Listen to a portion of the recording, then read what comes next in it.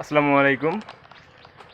আমরা যখন ছোট ছিলাম তখন এই সব নারিকেল গাছ পরিষ্কার করার জন্য কিছু লোক আসতো। আলহামদুলিল্লাহ এবার আমাদের নারিকেল গাছে প্রথম ফুল ধরছে। ভাবলাম যে গাছটাকে পরিষ্কার করে দেই, আর যেহেতু ওই লোকগুলোকে এখন পাওয়া যায় না সেহেতু নিজের কাজটা নিজেই করতে হচ্ছে। তো দেখেন আমরা কীভাবে করতেছি। না ওমার হাসুয়াটা ধার থাকে তো আমার তো শালার ধার ধুর নাই। আরে কই ঘামি ঘুমি শেষ রে। এই দেখিস বাধা কাটবো ফুল কাটি না রে প্রথম দিন নাইকাল। বেশি তো কাটা দেন, বেশি কাটলে যদি ক্ষতি হয় আবার। ভালো করে রাখি দে, ফালাচ্ছিস কেন পারলে?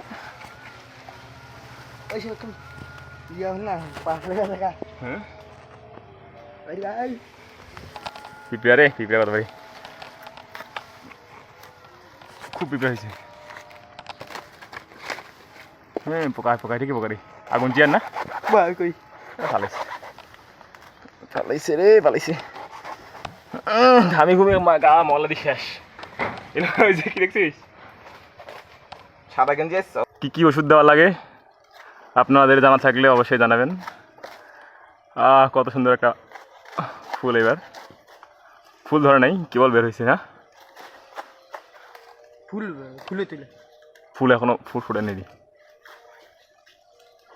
এই গাছটা ভালো, এই গাছটা মানে ইয়া তো রোদের ভিতরে যে এজন্য মোটা হয়েছে। আর ওটা চিকন, ওটা আর ওটা সবচেয়ে ইয়া ছিল, সবল ছিল এই গাছটা। এই যে দিকে গাছ এই ওই ওই দেখানো যায়। এই যে আমাদের একটা গাছ এখানে, ওই গাছটা নেওয়ার সময় সবচেয়ে সবল ছিল ওটা গাছ, কিন্তু ওটার ছায়ার কারণে দুর্বল হয়ে গেছে। আর ইয়া রাখি দে, ঘুতি রাখি দেখেন এক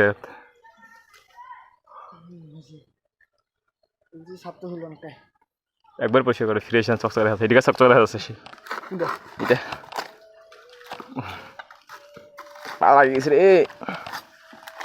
আমাদের ফ্রি সার্ভিসম্যান, কোনো টাকা দরকার নাই, ফ্রি সার্ভিস। কার দরকার হলে অবশ্যই যোগাযোগ করবেন।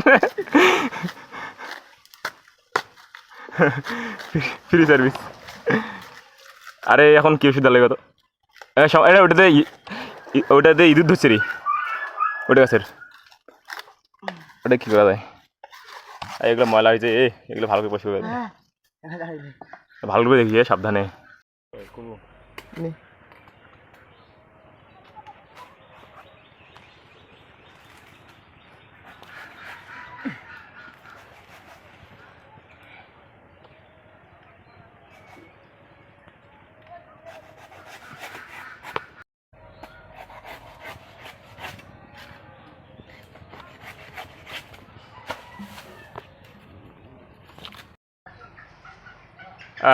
এই ব্যাগ এখানে আর একটা গাছ, এটার পালা।